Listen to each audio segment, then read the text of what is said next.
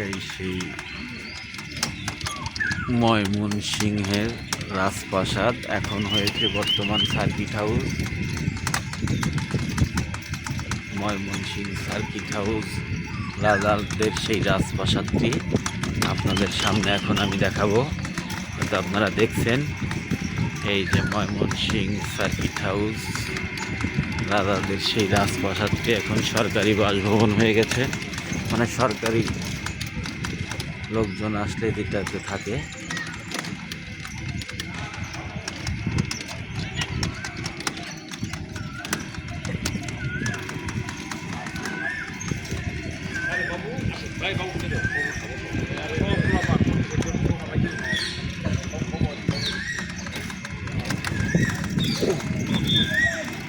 মাঠটাও বিশাল না?